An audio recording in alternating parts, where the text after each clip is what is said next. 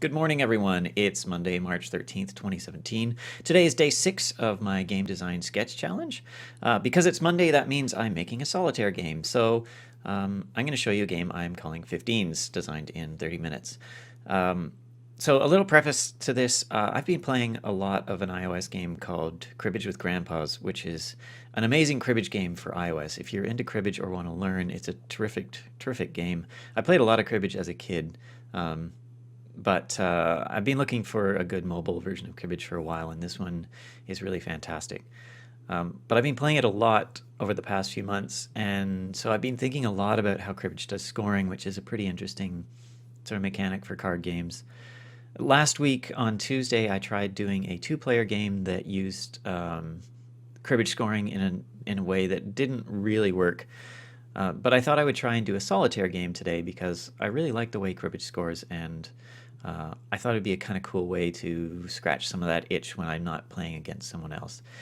So this is 15. So the setup of the game, you deal 4 columns of 10 cards each, and then flip over the top card of each column. And then you're left with 12 cards for a draw pile, and you flip over the top card into what I'm calling the crib pile.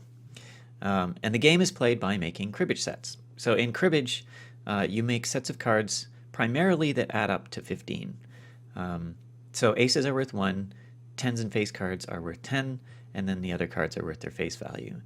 And you can make a 15 with any number of cards. So obviously here, a 10 and a 5 make 15. But you can also make 15 with an 8 and a 7, or an 8, a 4, and a 3, because 8 plus 4 plus 3 is 15. Additionally, you can make sets of pairs, 3s of a kind or 4s of a kind. You can make runs of 3 or more of any suit, and you can make flushes of 4 or 5 cards of the same suit. And so this game is played just by trying to eliminate all the cards in cribbage scoring sets. So the rule is you can use any cards that are face up in columns and the top card of the crib pile.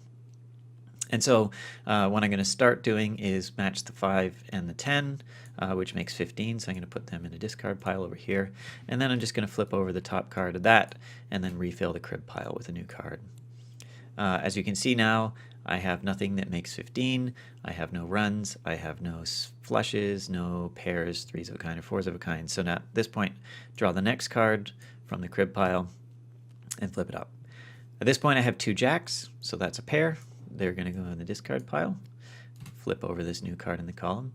So now at this point I have a choice. I have a run of 6, 7, 8, or I have 7 and 8 is 15. So I'm going to take the 3 cards because that kind of frees up more columns, which seems like a good idea at this point in the game.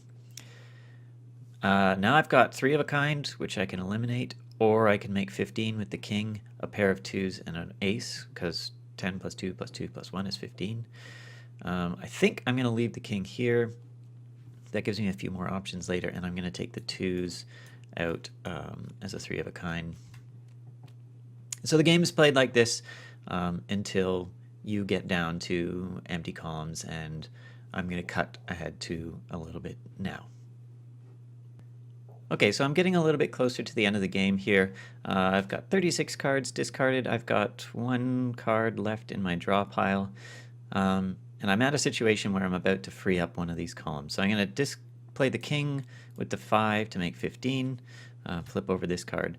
Now at this point I've got choices. So I've got an empty column. I can either drag the top card from my crib pile into that empty space, or I can take one of the cards from the other columns and fill that space.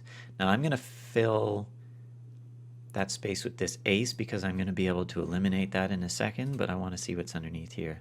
So I think actually what a better play is taking this 15 with the ace, 4, and queen. So I'm going to do that. And that frees up 2 more of those, and I can fill this pile or drag one of these. I'm going to move the 10 over and try and empty some of these columns out. So I got another 15 here. New pile, so I got 15 with the 8 and the 7. I've got a 15 with the 10, 4, and ace. And I've got a 15. Oh no. So I didn't quite win the game. I ended up with 1 card left, so I was pretty close. And if you empty the entire board by making cribbage sets, you win the game. It is possible because I did do it while I was designing testing the thing during the 30-minute design period. But yeah, so that's 15s. I kind of like it. I think if you're trying to learn cribbage, this is a good way to kind of practice the scoring system that cribbage has, because it takes a little while to get used to that kind of thing. So it's pretty cool to be able to practice making 15s and runs and pairs and stuff without playing against another player or worrying about scoring and all that kind of stuff. But yeah, so that's 15s. Thanks for watching, and tomorrow I will be doing another 2-player game. Bye.